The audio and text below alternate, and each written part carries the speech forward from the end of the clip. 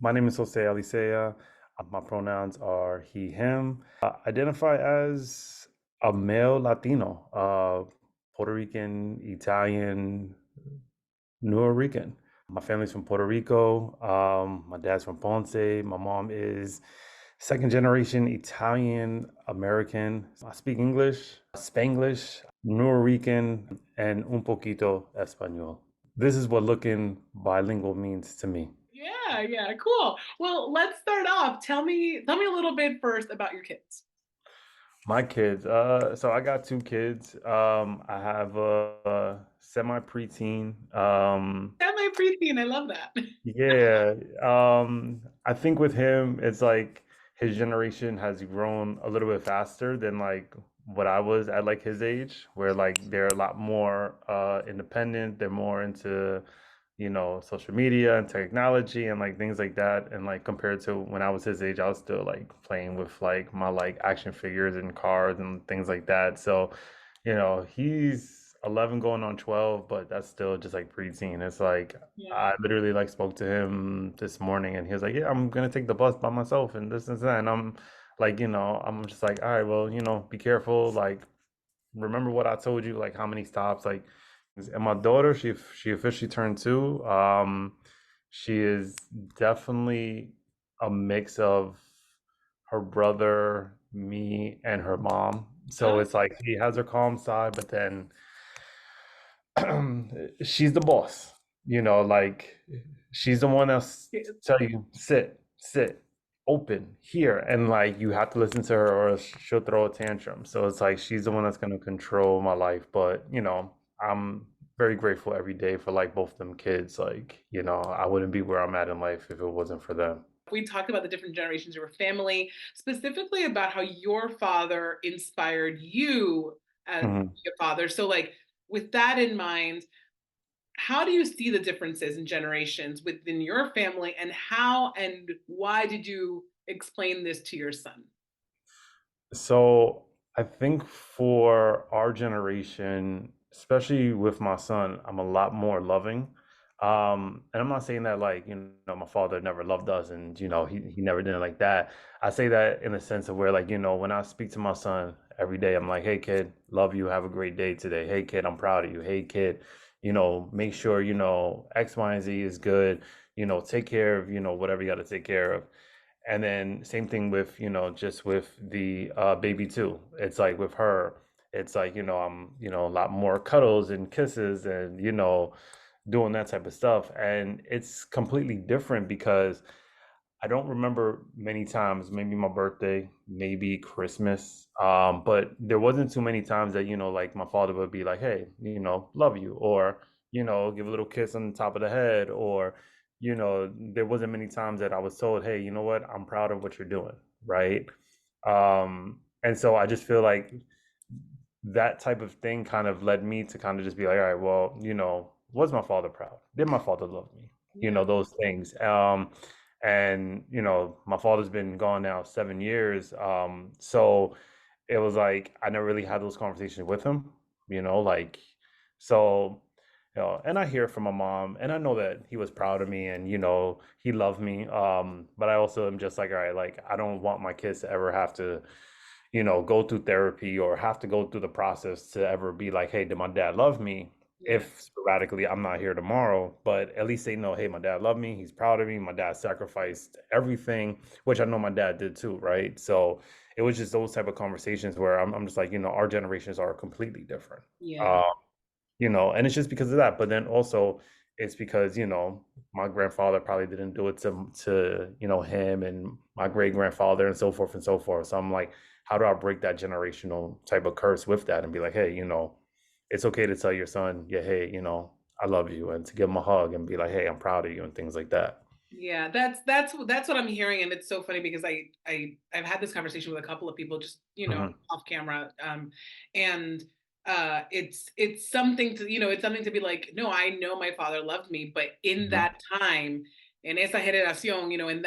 that Hmm. time and space, this was reality, and this is what it was to be a father in our circumstances, in our surroundings, so, yeah, I appreciate you saying, you don't want your kids to wonder.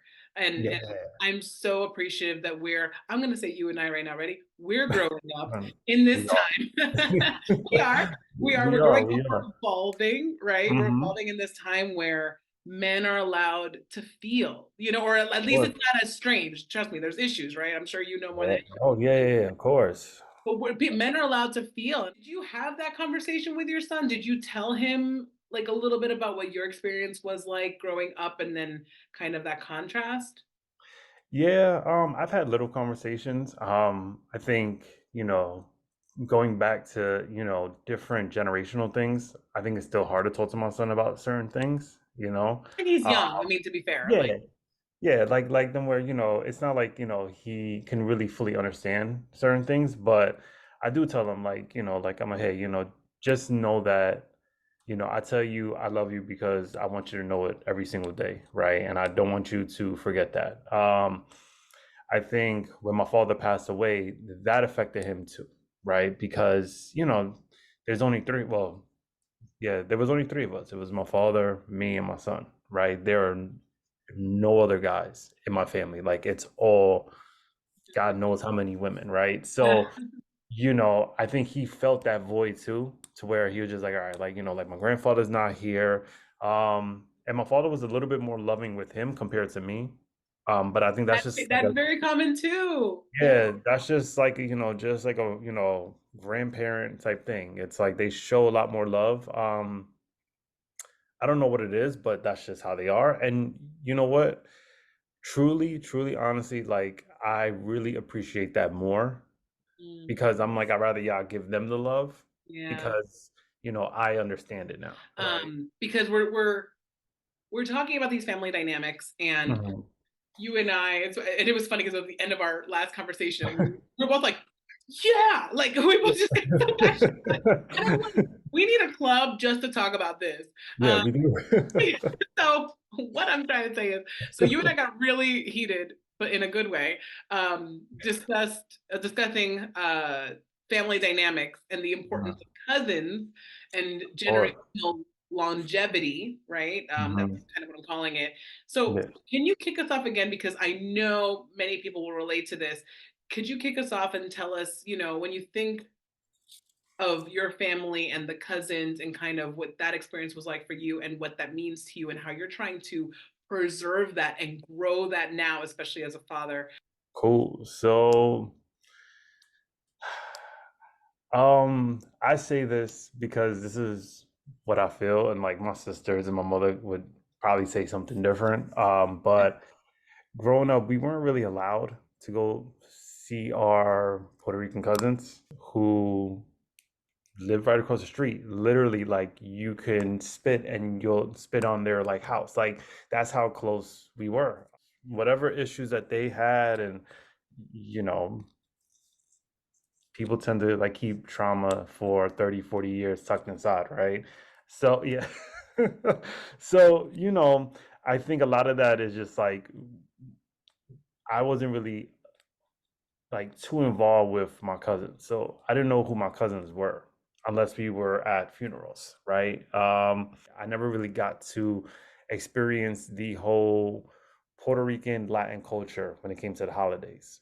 What I really got to know was more of my Italian Caucasian side. Like those are the family members that I got to see more of on Thanksgiving, Christmas, even though that, on Christmas, we did have a lot of Latin influences and we did have friends and we had family and, And that's because people. there was less drama on the Italian side. Yeah, yeah.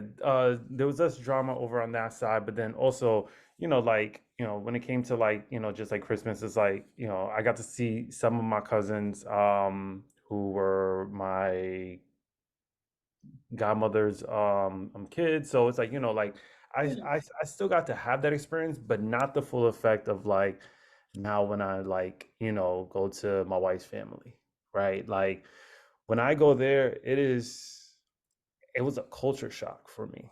Even me Mm. being 30 something years old, it was a culture shock for myself because And now they're Puerto Rican as well, correct? they are Puerto Rican, yes. So like to me, it was a lot more of like a culture shock to Mm. where, singing and dancing and, doing all that. And I'm just like, okay, like this is what it means to be Puerto Rican. And I think for myself also like where in my teenage years I grew up with more of a Dominican, South American friends, family, that kind of thing. Mhm. So, I have friends that were Dominican who I would go to the house. So like I got to experience that, but I never really got to experience my culture. Yeah. Um, so I think for myself, like, I'm trying to shift that now with like my kids. I'm like, you know what? I want y'all to learn about where y'all come from. Like my son is Salvadorian and Puerto Rican. So it's like I'm like I want you to go, you know, do Christmas Eve on like the 24th. I want you to go party and I want you to have fun with them and I want you to learn Spanish and I want you to go hang out with your cousins, something that I didn't really do growing up. And I want you to get to know who you are. And then also want you to get to know who your cousins over on my side are too. Because that's something that, once again, like I didn't really have that too much. So it's like I kind of, am sort of envious of my kids because now they get to have that and they get to dance and have, Christmas Eve and But you're all gonna that stuff. see it. You're gonna see it, and you're gonna be a part of you're gonna be a part Yeah, of the process, and you're the of person that course. constructs it. Because yeah, you're totally right. I mean, like I said to you, I had a very similar thing. Like, who's mad at who? Hasn't spoken to them in a while. But also, I was born intergenerationally, so Yeah, that's how it I had goes. like two, three other cousins that were my age, and we didn't see each other that often. And it was. I mean, we were Hmm. literally like the same age. I think I'm a year older than them, but we still didn't see each other that often. There was drama. I believe in my family, and they might kill me for saying this, but I believe there was also a little bit of like an assimilation aspect Hmm. to it that made it so it's like, oh no, no, vamos a hacer eso, right? And I don't Hmm. know that anybody ever literally said that, but when I think back and I really look at like the players and the things that were said and the thing, and I'm just kind of like, yeah, like I have a couple of really good friends that are happen to be Puerto Rican as well, and they have Yeah. like this serious cousinhood, and I'm like, I don't have that. And so like my partner whose family is a lot smaller. He's white, but his family's just smaller. Like it's not like he's even got cousins that are gonna come over and like, we're gonna have this whole escándalo in the house. Yeah. I'm like, I Hmm. want a escándalo in the house. Like I want everybody here, like you said, like what Gabby's family is like this singing, dancing, And yeah, all like that. carrying on and what I want that so bad. And I'm like, Of can I course. build Yeah. that? Can I build that with what we have so far? Is it possible to reach out Hmm. to people to get them kind of involved? Is there a world where we could, come together and like hang Yeah. out and like make this a thing for like a holiday or something? Listen, and I'm gonna butcher this word. I just learned when I started dating Gabby what a baranda is. Oh, parranda. Yeah, I didn't know what that was. Nobody told me what that was until one Nobody had told day. me either. It's I like, learned that as an adult.